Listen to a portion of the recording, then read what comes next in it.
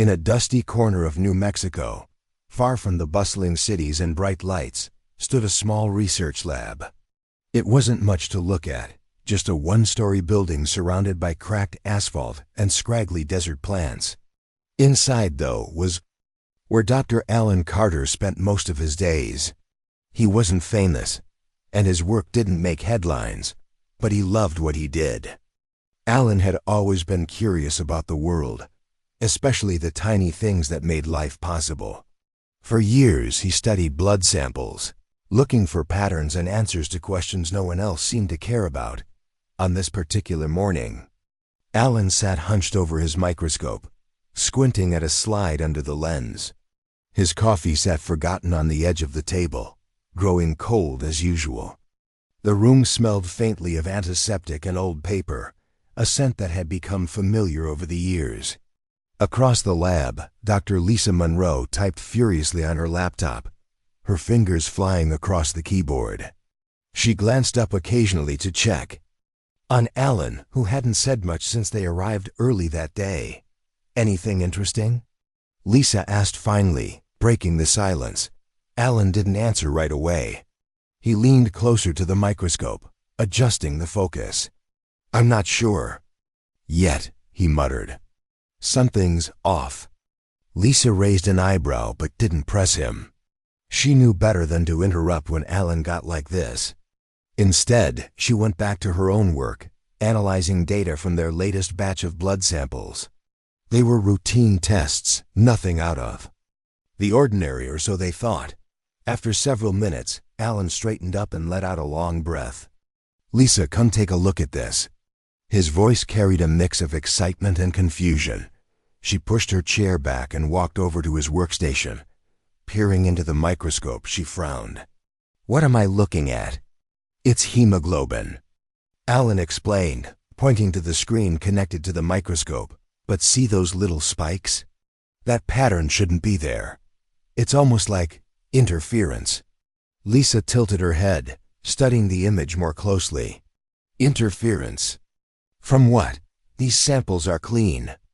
"That's the thing," Alan said, running a hand through his thinning hair. "I don't know. At first, I thought it was a glitch in the equipment, but I've checked everything twice. This is real." Curiosity piqued, Lisa grabbed another sample and prepared it quickly. When she looked at it under the microscope, she saw the same strange pattern. Her heart began to race. "This isn't normal," she whispered. "What could cause something like this?" For the next few hours, the two scientists worked side by side, running every test they could think of. They tried different wavelengths of light, chemical reactions, even exposing the samples to magnetic fields. Nothing explained the anomaly. Frustrated but intrigued, Alan decided to dig deeper. Using a mass spectrometer, he isolated the components of the hemoglobin molecule. What he found left them both speechless. "There's something in here," Alan said slowly, staring at the results on the screen. "An element we can't identify. It's not listed in any database." Lisa's eyes widened. "Are you serious? An unknown element in human blood?" Alan nodded. "It's embedded in the structure of the hemoglobin itself. Tiny traces, but enough to affect its behavior. And get this, it reacts to certain frequencies of light, like it's storing energy." Somehow, the implications hit them both at once. If this element existed naturally in human blood, it could change everything. Energy production, medicine, technology, all of it could be revolutionized. But before they could celebrate, a darker thought crossed their minds. If they had discovered this, who else might already know? Over the next few days, strange things started happening around the lab. Alan noticed unfamiliar cars parked outside, their occupants sitting motionless for hours. Late one evening, Lisa heard footsteps in the hallway after everyone else had gone home. When she peeked out, she saw a man in a dark suit talking quietly into a phone. Neither of them mentioned it to each other, but the unease lingered. Then came the visit from Agent Ryan Collins. He showed up unannounced one afternoon. flashing a badge and demanding to see their findings. Tall and broad-shouldered, with sharp features and an air of authority, Collins made it clear he wasn't leaving without answers. Reluctantly, Alan and Lisa handed over their notes, watching as he skimmed through them with growing interest. "This is classified information," Collins said flatly, slipping the papers into a briefcase. "You're not to discuss this with anyone, not your colleagues, not the media, not even each other. Do you understand?" "But this is our discovery," Alan protested. You have a right to follow orders," Collins interrupted, his tone icy. "This is a matter of national security. Trust me, you don't want to mess with this." With that, he turned and left, leaving Alan and Lisa stunned. They locked eyes, both thinking the same thing. Whoever was interested in their discovery wasn't playing games. A week later, disaster struck. Alan arrived at the lab to find the door ajar and papers scattered everywhere. Computers were smashed, hard drives removed, and all physical evidence of their research was gone. Lisa arrived moments later, her face pale with shock. "They took everything," she whispered, sinking into a chair. "All our work, it's gone." Alan clenched his fists, anger boiling inside him. Who would do this, and why? Lisa hesitated, then pulled out her phone. "There's someone who might be able to help us. Someone who knows how to dig up secrets." She dialed a number and waited anxiously. When the call connected, she spoke quickly, explaining the situation in hushed tones. By the time she hung up, Alan could tell she was holding on to hope. That was Sam Parker. Lisa said, referring to her childhood friend. "He's a journalist. If anyone can figure out what's going on, it's him."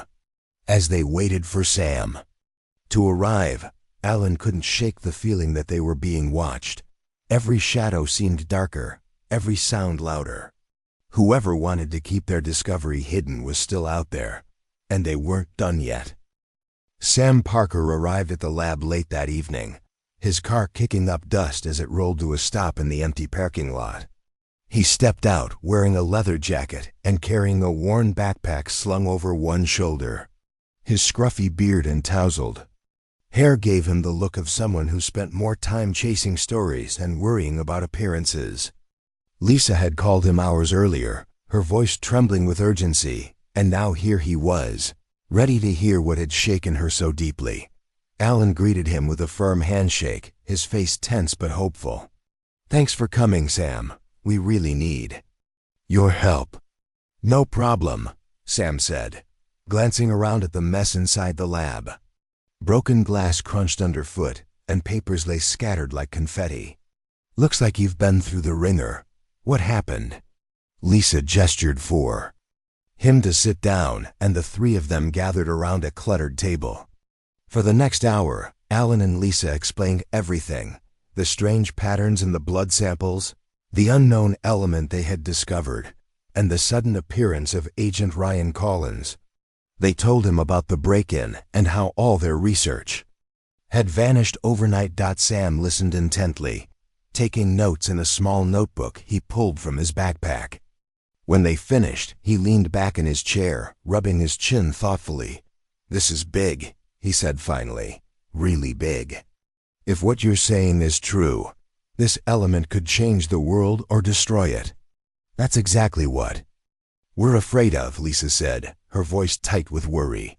"Whoever took our research isn't doing it for the greater good. They're planning something dangerous." Sam nodded grimly. "I'll start digging into this right away.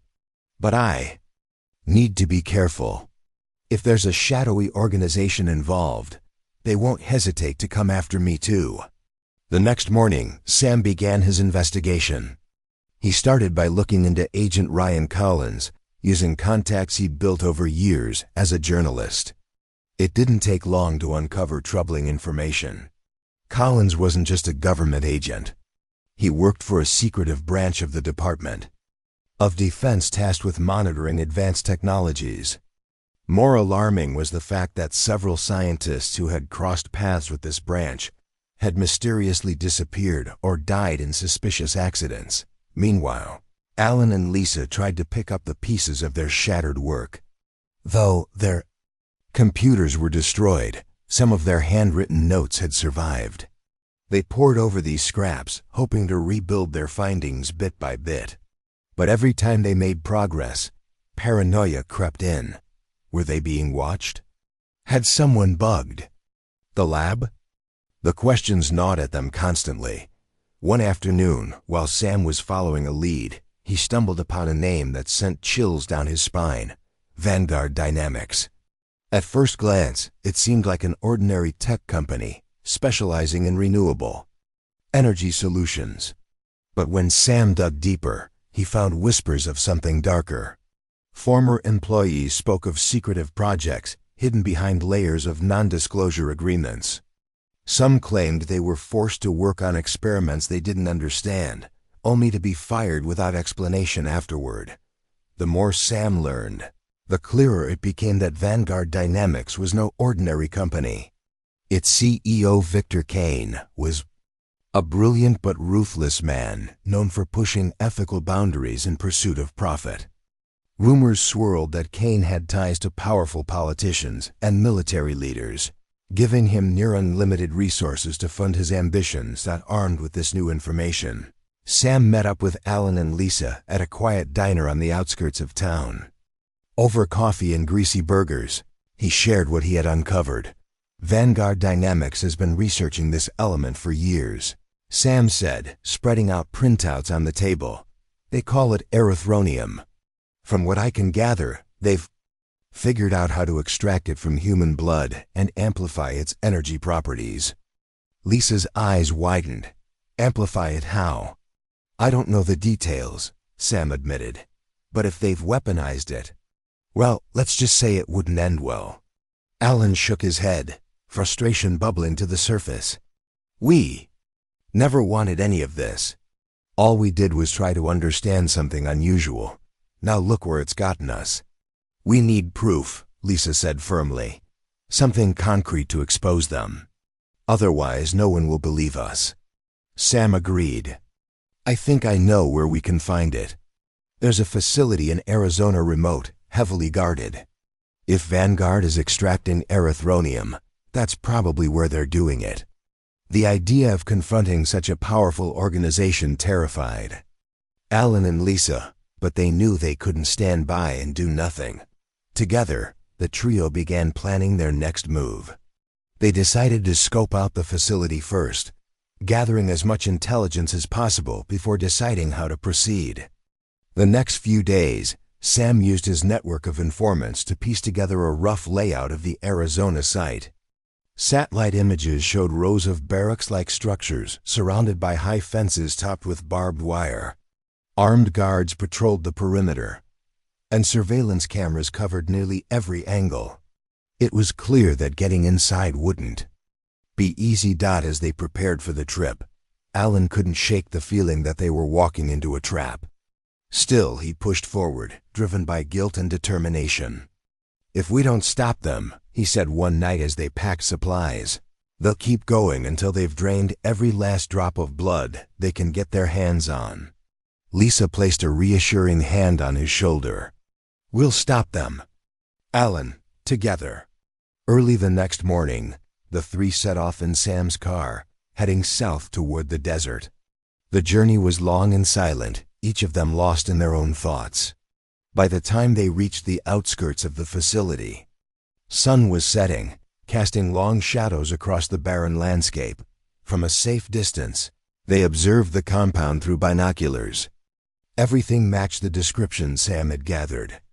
Guards moved in pairs, their rifles gleaming in the fading light. Trucks rumbled in and out of the gates, their cargo hidden beneath tarps. This is bigger than we thought, Sam muttered. Lowering his binoculars, look at the size of those trucks. They're hauling something heavy. What are they transporting? Lisa asked, her voice barely above a whisper. I don't know, Sam replied. But whatever it is, it's not good. As darkness fell, the trio retreated to a nearby motel to regroup. They spent hours strategizing, weighing the risks of breaking into such a secure location. Finally, they settled on a plan.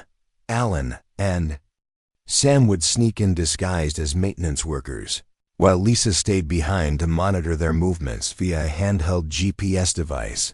Before turning in for the night, Alan stared out the window at the star-filled sky. He thought about the people who might already be suffering because of Vanguard's greed. The weight of responsibility pressed down on him, but he refused to give in to despair. Tomorrow they would fight back not just for themselves, but for everyone whose lives hung in the balance. And with that resolve burning in his chest, Alan closed his eyes and drifted off to sleep, dreaming of a future where humanity's greatest discoveries served to unite rather than divide. The next morning, Alan and Sam stood in front of a cracked mirror in their motel room, adjusting the worn uniforms they had bought from a second-hand shop. The outfits weren't perfect, but they would have to do. Alan fidgeted with the name tag pinned to his chest, which read Jenkins, while Sam adjusted a cap low over his forehead. Both men looked nervous, though they tried to hide it. "You ready for this?" Sam asked, glancing at Alan through the mirror. "As ready as I'll ever be," Alan replied, forcing a weak smile. "Let's just hope no one asks too many questions." Lisa handed them a small bag containing tools and gadgets Sam had gathered for the mission. "Be careful," she said, her voice trembling slightly. "If anything goes wrong, get out of there. Don't try to be a hero." "We will," Sam promised, giving her a reassuring nod. "Just keep an eye on the GPS and let us know if anything looks suspicious." With that, the two men left the motel and climbed into Sam's car. The drive to the Vanguard facility felt endless, each mile stretching longer than the last. As they approached the gates, Alan's heart pounded so hard he thought it might burst out of his chest. He gripped the steering wheel tightly, trying to steady his breathing. At the checkpoint, a guard stepped forward, shining a flashlight into the car. "ID," he barked, his tone gruff. Sam rolled down the window and handed over 2 fake IDs he had painstakingly forged the night before. Guard studied them carefully, his eyes narrowing as he compared the photos to their faces. For a moment, Alan was sure they'd been caught. But then the guard waved them through without another word. "Guess we look convincing enough," Sam muttered under his breath as they drove inside. The facility was even more intimidating up close. Rows of metal buildings stretched out in every direction, connected by narrow pathways patrolled by guards. Large trucks idled near loading docks, their contents still hidden beneath tarps. Alan parked the car in a designated area for maintenance workers and climbed out, his legs feeling like jelly. "Stick to the plan," Sam whispered as they made their way toward one of the buildings. "Act natural." Inside, the air was cool and sterile, filled with the hum of machinery. Workers moved about, some pushing carts loaded with equipment, others typing on computers or inspecting monitors. Alan and Sam blended in as best they could, keeping their heads down and avoiding eye contact. They followed signs pointing to the processing wing, where Sam believed the extraction process took place. When they reached the door marked "Restricted Access," Alan hesitated. A keypad lock guarded the entrance, its blinking red light a clear warning. Sam knelt down and pulled a small device from his pocket, a homemade hacking tool designed to bypass electronic locks. His fingers moved quickly over the gadget, sweat trickling down his temple. After what felt like an eternity, the light turned green, and the door clicked open. The sight that greeted them inside was horrifying. Rows of beds lined the walls, each occupied by a person hooked up to machines via tubes inserted into their arms. The tubes led to large tanks filled with a dark red liquid blood. Monitors above the beds displayed vital signs, tracking heart rates and oxygen levels. Some of the patients looked unconscious, their faces pale and lifeless. Others stared blankly at the ceiling, their eyes hollow with despair. "My God," Alan whispered, his stomach churning. "They're harvesting them." Sam clenched his fists, anger flashing across his face. This is worse than I imagined. As they moved deeper into the room, Alan noticed someone familiar lying on one of the beds. It was Dr. Emily Ross, a colleague who had disappeared months ago after working briefly with him. Her once vibrant presence was now reduced to a frail shell, her skin sallow and her breathing shallow. "Emily?" Alan said softly, rushing to her side. He gently shook her shoulder, hoping to wake her. Her eyelids fluttered open, and she blinked up at him, confusion clouding her gaze. "Alan?" She murmured weakly, "Is that you?" "It's me," Alan assured her, his voice cracking with emotion. "We're going to get you out of here." Before they could act, alarms blared throughout the building. Red lights flashed overhead, bathing the room in an eerie glow. Someone must have discovered the unlocked door. "Move!" Sam shouted, grabbing Alan's arm. "We need to go now." Reluctantly, Alan helped Emily sit up and draped her arm over his shoulders. She was too weak to walk on her own, but they couldn't leave her behind. Together, the three of herself stumbled toward the exit, moving as fast as they could. Guards poured into the hallway, shouting orders and raising their weapons. Sam pushed open a side door, leading them into a narrow corridor. Bullets ricocheted off the walls behind them as they ran, adrenaline fueling their flight. Alan's lungs burned, and Emily groaned softly with each step, but they pressed on, determined to escape. Finally, they burst through a service exit and into the open desert. Lisa was waiting for them in the car, engine running. She threw open the back door, and they tumbled inside, gasping for air. "Go, go!" Sam yelled, slamming the door shut. Lisa hit the accelerator, tires kicking up dust as the car sped away. Behind them, guards spilled out of the facility, firing wildly, but the distance grew wider with each passing second.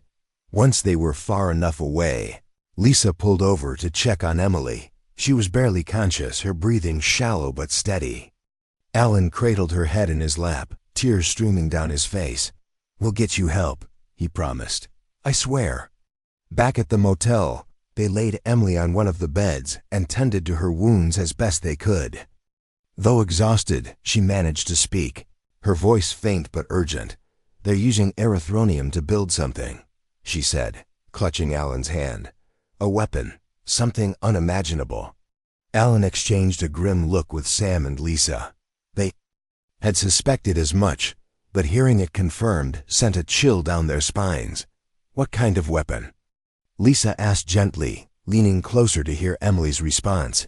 "I don't know all the details," Emily admitted, "but it's tied to the energy properties of erythronium. If they activate it, it could destroy entire cities." The weight of her words hung heavy in the air. None of them spoke for a long moment, each lost in their own thoughts. Finally, Sam broke the silence.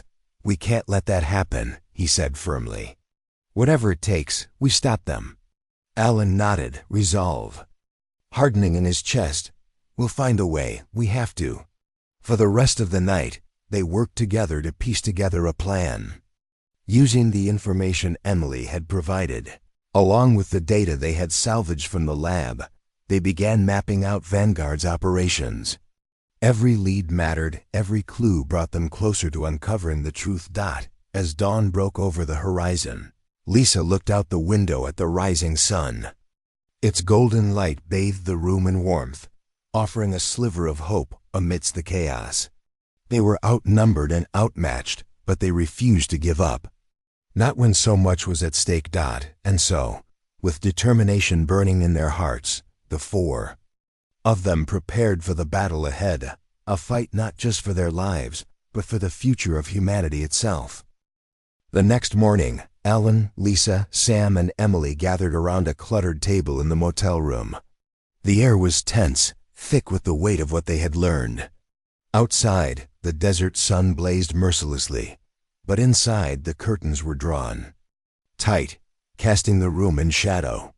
Papers, maps, and photographs covered the surface of the table, Pieced together from their combined knowledge and the scraps of information Emily had managed to recall. "We need to find their headquarters," Lisa said, tapping a finger on a map of Arizona. "If they're building this weapon, it has to be somewhere central, somewhere secure." Emily nodded weakly, still recovering from her ordeal. "Victor Kane's main base is in Phoenix," she said, her voice raspy but clear.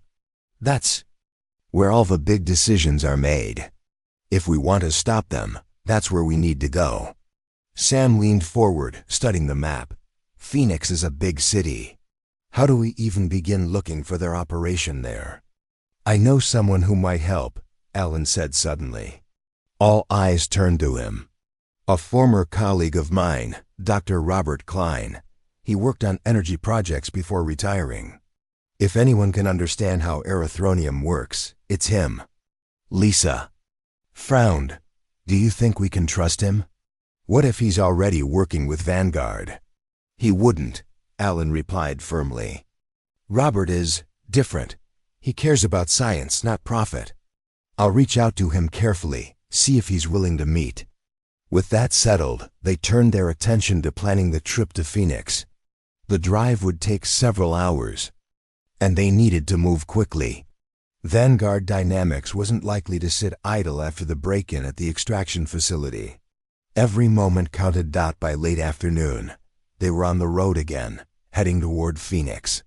Emily stayed behind at the motel. Too weak to travel, but promised to keep an eye on their phones and alert them if anything went wrong. As they drove, the conversation turned to tactics. "What exactly are we walking into?" Sam asked, glancing at Alan in the passenger seat. "This isn't some small-time operation. These people have resources, connections, and firepower." "I know," Alan admitted, gripping the edge of his seat. "But we don't have a choice. If we don't stop them, no one else will." Lisa, sitting in the back, added quietly, "We'll have to be smart about this. No mistakes, no unnecessary risks." They reached Phoenix as the sky began to darken, the city lights twinkling like stars against the horizon. Following Alan's directions, they arrived at a modest suburban home surrounded by neatly trimmed hedges and flower beds. It looked peaceful, almost too ordinary for someone involved in such high-stakes work. Alan knocked on the door, his heart racing. After a moment, it opened to reveal Dr. Robert Klein, a tall man with silver hair and glasses perched on the bridge of his nose. His expression shifted from curiosity to concern when he saw Alan. "Alan?" Robert asked, stepping aside to let them in. "What's going on? You look like you've seen a ghost." Once inside, Alan wasted no time explaining everything: the discovery of erythronium, the extraction facility, Vanguard Dynamics, and the weapon they feared was nearing completion. Robert listened intently, his brow furrowed in concentration. "This is incredible," he said finally, shaking his head. "And terrifying. If erythronium truly amplifies energy the way you describe, the implications are staggering. But can you help us?" Lisa pressed, leaning forward. "Can you figure out how to stop it?" Robert hesitated, rubbing his temples. "I'll need more information. Blueprints, schematics, anything that shows how they're using erythronium. Without that, I'm just guessing." "We'll get it," Sam said confidently. "Tell us where to start." The next day, armed with a list of potential Vanguard locations provided by Robert, the trio set out to gather intelligence. One site stood out: a sleek modern skyscraper in downtown Phoenix listed as the corporate headquarters of Vanguard Dynamics.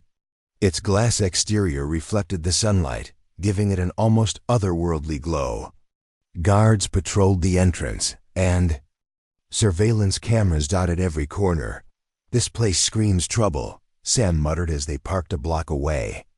"Getting inside won't be easy." "We don't need to stay long," Alan replied. "Just long enough to confirm whether the weapon is here." Disguised once again, this time as delivery workers carrying packages, they approached the building. The guards barely glanced at them as they entered the lobby. their focus on the steady stream of employees coming and going. Inside, the atmosphere was bustling yet eerily controlled. Men and women in suits moved briskly, speaking in hushed tones, or typing furiously on tablets. Following Robert's advice, they headed for the service elevators, avoiding the main areas where security was tight. The elevator doors slid open onto a restricted floor marked with a sign reading "Authorized Personnel Only." A keypad lock guarded the entrance, but Sam's hacking tool worked its magic once again. Inside, they found themselves in a vast laboratory filled with advanced equipment. Scientists in white coats worked silently at stations, analyzing data and conducting experiments. Large machines hummed in the background, their purpose unclear. At the far end of the room, partially concealed behind a glass partition, stood what could only be described as a prototype weapon, a massive cylinder bristling with wires and tubes, glowing faintly with an eerie red light. "That's it," Alan whispered, his stomach sinking. "The weapon." Before they could examine it further, a voice rang out behind them. "Stop right there." They turned to see Derek Holt, the same ruthless operative who had confronted them at the extraction facility. His cold eyes locked onto theirs, and his hand hovered near the holster at his side. "You shouldn't have come here," Holt said, taking a step closer. "Now you'll pay the price." Sam reacted first, throwing a nearby chair at Holt to create a distraction. The trio bolted toward the exit, dodging lab technicians and scattering equipment in their wake. Alarms blared overhead and shouts echoed through the halls as guards rushed to intercept them. "Split up," Sam yelled, pushing Lisa and Alan towards separate corridors. "Meet back at the car." Alan sprinted down a narrow hallway, his lungs burning as he pushed himself to run faster. Behind him, footsteps pounded relentlessly. Just as he thought he couldn't go any farther, he spotted a fire escape and yanked open the door, bursting into the cool night air. Meanwhile, Lisa ducked into an empty office, hiding behind a desk. As guards stormed past, she held her breath, praying they wouldn't check the room.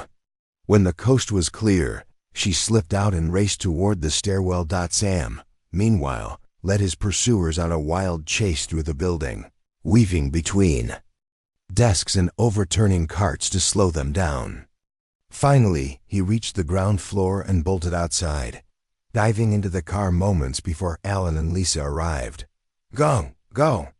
Alan shouted, slamming the door shut. Sam hit the gas, tires screeching as they sped away from the skyscraper. Behind them, guards spilled out onto the street, firing shots that ricocheted off the pavement. But the car was fast, and the distance grew wider with each passing second. When they were safely out of range, Lisa slumped back in her seat, trembling with adrenaline. "Did we get what we needed?" "Yes," Alan said, holding up a flash drive he had managed to grab during the chaos. "Blueprints, schematics, it's all here." Back at Robert's house, they spread the files across the dining table, piecing together how the weapon worked. It was powered by concentrated erythronium extracted from human blood, amplified to produce devastating bursts of energy. Once activated, it could level entire cities within seconds. "There's no turning it off," Robert said grimly, pointing to a section of the blueprints. "Once the reaction starts, it consumes everything around it. They must have built failsafes, but without access to the system, we can't trigger them remotely. So what do we do?" Lisa asked, her voice tinged with desperation. Alan stared at the plans, his mind racing. "We destroy it," he said finally, "from the inside." The others fell silent, the gravity of his words sinking in. Destroying the weapon meant infiltrating Vanguard's most secure location, one final mission that could cost them their lives. But none of them argued. They knew it was the only way. As dawn broke over the horizon, painting the sky in hues of orange and pink, they began preparing for the assault. Each of them carried the weight of uncertainty, knowing full well the dangers ahead. Yet amid the fear, there was also determination, a shared belief that they were fighting for something greater than themselves. And so, with resolve etched into their faces, they packed their gear and set out once more, ready to face whatever awaited them in the heart of Vanguard Dynamics' empire. The morning of the final mission dawned cold and quiet, the kind of stillness that felt heavy with anticipation. Alan, Lisa, and Sam stood in Robert's garage, surrounded by makeshift gear they had cobbled together during the night. Backpacks were filled with tools, flashlights, and a few homemade explosives Sam had fashioned from materials scavenged around the house. Each item was chosen carefully, designed to help them infiltrate Vanguard Dynamics headquarters and disable the Erythronium weapon. "We need to move fast," Alan said, checking his watch for the third time in as many minutes. "If we wait too long, they'll tighten security even more." Lisa nodded, her expression grim but resolute. She adjusted the straps on her backpack, making sure everything was secure. "Once we're inside, stick to the plan. No detours. No delays. We get in, sabotage the weapon, and get out." Sam glanced at both of them, his usual confident demeanor replaced by something harder, sharper. "And if things go south? Then we improvise," Alan replied firmly. "But we don't give up. Not until that weapon is destroyed." Robert, who had been standing quietly in the corner, stepped forward. His face was pale, but his eyes were steady. "You're doing the right thing," he said softly. "I wish I could go with you, but my days of running into danger are over." "You've already done enough," Lisa assured him, placing a hand on his shoulder. "Without your help, we wouldn't even have made it this far." With that, they loaded into Sam's car and set off toward downtown Phoenix. The drive felt longer than ever, each mile stretching under the weight of what lay ahead. As they approached the skyscraper housing Vanguard Dynamics headquarters, they parked several blocks away and continued on foot, blending into the early morning crowd of commuters. The building loomed before them, its glass facade reflecting the rising sun. Armed guards patrolled the entrance, their presence a stark reminder of the danger they were about to face. Alan led the way, his heart pounding but his step steady. They had rehearsed every detail of their plan, knowing one misstep could mean disaster. Disguised as maintenance workers once again, they slipped through a side entrance used for deliveries. Inside, the air was cool and sterile, filled with the hum of machinery and the distant murmur of voices. Using the blueprints Robert had helped them study, they navigated the labyrinthine corridors, avoiding cameras and sticking to less traveled paths. Finally, they reached the restricted area where the weapon was housed. A reinforced steel door blocked their path, guarded by two men in dark suits. Alan exchanged a glance with Sam, who gave a subtle nod. This was the moment they had prepared for. "Let me handle this," Sam whispered, pulling a small device from his pocket. He crept closer to the guards, pretending to adjust a nearby panel. When one of them turned to investigate the noise, Sam struck quickly, knocking him out with a well-placed blow to the head. The second guard barely had time to react before Alan tackled him, pinning him to the ground. "Hurry," Lisa urged, keeping watch while Sam worked on the lock. Within moments, the door clicked open, and they slipped inside. The room was massive, dominated by the towering structure of the weapon. Its surface gleamed menacingly, pulsing faintly with an inner light. Wires snaked across the floor, connecting it to banks of computers and control panels. Scientists moved about, monitoring readings and adjusting settings, oblivious to the intruders now hiding in the shadows. "This is it," Alan murmured, his voice barely audible. "We need to plant the charges here, here, and here." He pointed to key points on the weapon's frame, places Robert had identified as critical to its operation. Working quickly, they split up. Alan and Lisa focused on attaching the explosives, while Sam kept watch, ready to neutralize any threats. So far, they had gone unnoticed, but the tension was unbearable. Every sound the clink of a tool, the shuffle of feet felt like a gunshot. In the silence, as Lisa secured the last charge, a sudden shout shattered the calm. One of the scientists had spotted them. Chaos erupted instantly. Alarms blared, red lights flashed, and guards poured into the room, weapons drawn. "Move!" Sam yelled, firing a distraction shot that sent sparks flying from a nearby console. They sprinted toward the exit, dodging bullets and leaping over obstacles. The guards gave chase, their shouts echoing through the cavernous space. Alan glanced back, just long enough to see Derek Holt step into view, his face twisted with fury. "You won't escape this time," Holt bellowed, raising his gun. A shot rang out, narrowly missing Alan's shoulder. He stumbled but kept moving, adrenaline propelling him forward. Lisa grabbed his arm, pulling him along as they ducked behind a row of equipment. "We can't outrun them," she gasped, panic creeping into her voice. "Yes, we can," Alan insisted, though doubt gnawed at him. "Just keep going."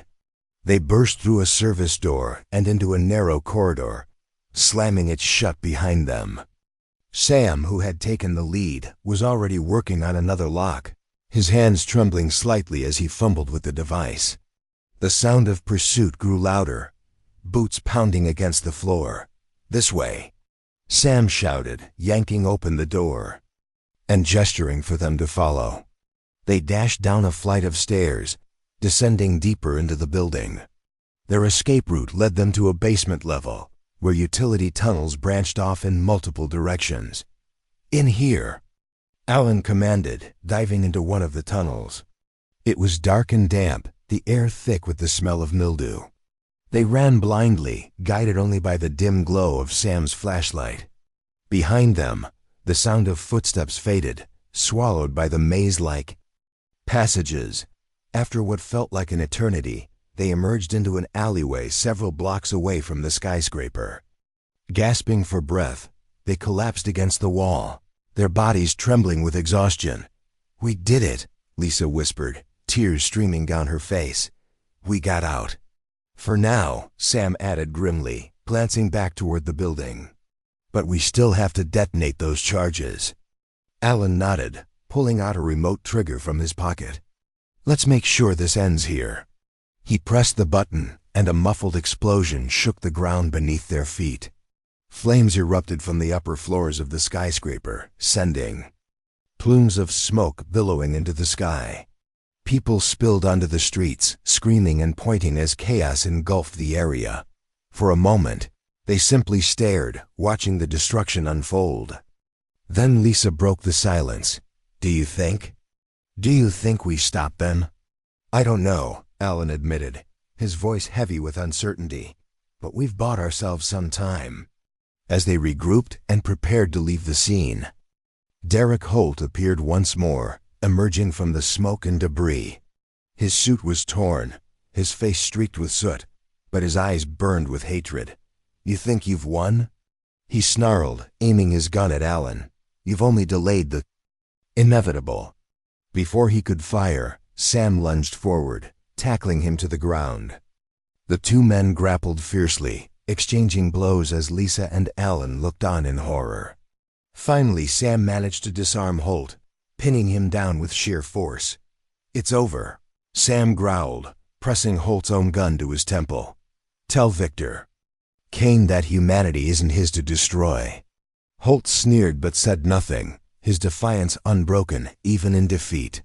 Sam let him go, shoving him backward into the dirt, and rejoined the others. "We need to disappear," Sam said urgently. "They'll be looking for us everywhere." Agreeing silently, they melted into the crowd, disappearing into the city's bustling streets. For now they were safe, but they knew better than to believe the fight was truly over. Vanguard Dynamics might have been weakened, but its leaders were cunning and relentless. The battle against them would continue, whether they liked it or not. As they walked, Alan glanced at Lisa and Sam, gratitude swelling in his chest. Together, they had faced unimaginable odds and come out alive. Whatever challenges lay ahead, He knew they would face them as a team, and somewhere deep inside, he allowed himself a flicker of hope that maybe, just maybe, humanity still had a chance to rise above the darkness and use its greatest discoveries for good instead of evil. The days that followed were a blur of hiding and planning. Alan, Lisa, and Sam stayed off the grid, moving from one safe house to another, always careful to avoid detection. News of the explosion at Vanguard Dynamics headquarters dominated the headlines, though official reports claimed it was an accident caused by faulty equipment. The public didn't know the truth, how close they had come to disaster, or the sacrifices made to prevent it. Despite their success in destroying the weapon, none of them felt truly safe. Derek Holt's words haunted them. "You've only delayed the inevitable." They knew Vanguard Dynamics wasn't finished. Victor Kane would regroup, rebuild, and try again. And next time, they might not be so lucky. One evening, as they sat in a cramped apartment on the outskirts of Phoenix, Lisa broke the silence. "We can't keep running forever," she said, her voice steady but tinged with frustration. "If we don't expose Vanguard now, no one will believe us later." "She's right," Sam agreed, leaning forward. "We have proof, the blueprints, the data, everything.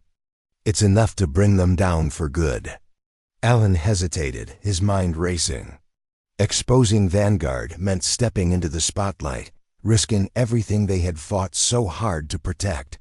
But keeping quiet meant giving Kane the chance to rise again. He looked at Lisa and Sam, seeing the same resolve reflected in their eyes. "Then we do it," Alan said finally.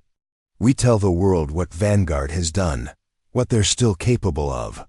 The next morning, they reached out to trusted allies, journalists, activists, and whistleblowers who could help amplify their message.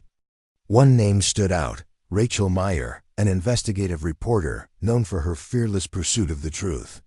She had uncovered corruption in major corporations before, and if anyone could break this story wide open, it was her. After a tense phone call, Rachel agreed to meet them in secret.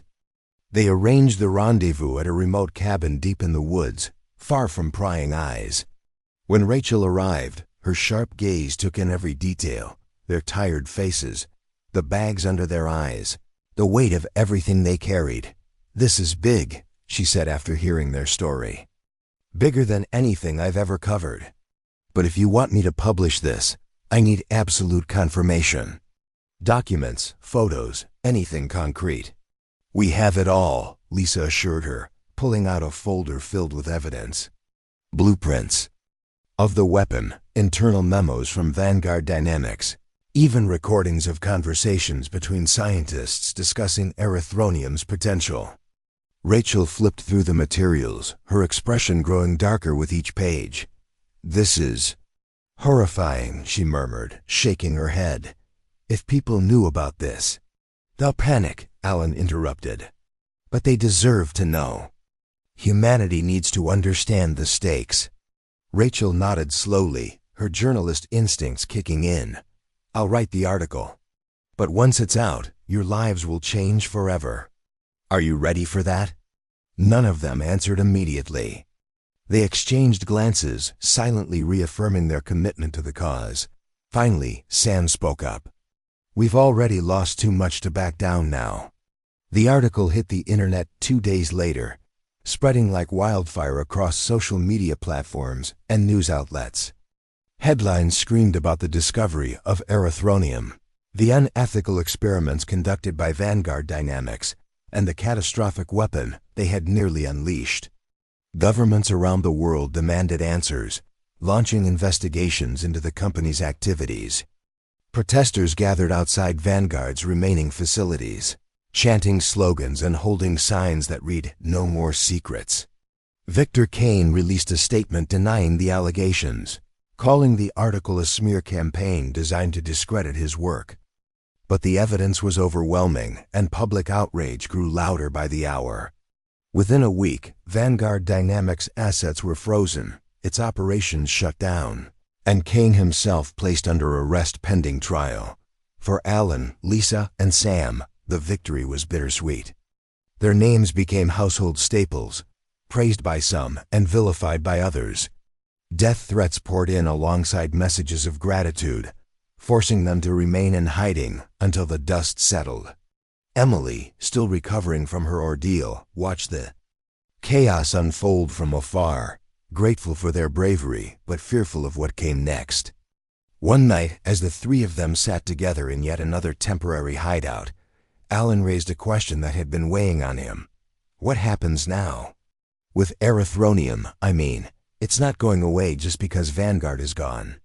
Lisa sighed, staring at the floor. It's true. Someone else will find it eventually. Maybe someone worse than Kane. Then we make sure that doesn't happen, Sam said firmly. We dedicate ourselves to studying erythronium responsibly. Use it to heal, not harm. Alan nodded slowly, a spark of hope rekindling in his chest. We start over, build something better. Over the following months, they worked tirelessly to establish a new research initiative focused on ethical uses of erythronium. With funding from sympathetic governments and private donors, they opened a small lab in a quiet corner of New Mexico, the same place where it all began. Scientists from around the world joined their cause, united by a shared vision of using science for the greater good. Emily eventually recovered enough to return to work, bringing her expertise to the project. Together, they explored ways to harness erythronium's energy properties without exploiting human lives. Early breakthroughs showed promise, offering solutions to global energy shortages and medical advancements previously thought impossible. Years passed, and the memory of Vanguard dynamics faded into history. The scars remained, but so did the lessons learned. Humanity had stared into the abyss and chosen a different path, one guided by compassion rather than greed. On a crisp autumn afternoon, Alan stood outside the lab, watching the sun dip below the horizon. Lisa joined him, handing him a cup of coffee. Neither of them spoke. Words weren't necessary. They had faced unimaginable challenges and emerged stronger for it. You think we made the right choice? Alan asked finally, breaking the silence. Lisa smiled softly, her gaze fixed on the distant mountains. I think we gave humanity a chance. That's all anyone can ask for. As the stars began to twinkle in the night sky, Alan felt a sense of peace settle over him. The journey had been long and fraught with danger, but they had succeeded, not just in stopping the threat, but in proving that even in the darkest times, light could prevail. And somewhere deep inside, he allowed himself to dream of a future where discoveries like erythronium serve not as tools of destruction, but as bridges to a brighter tomorrow.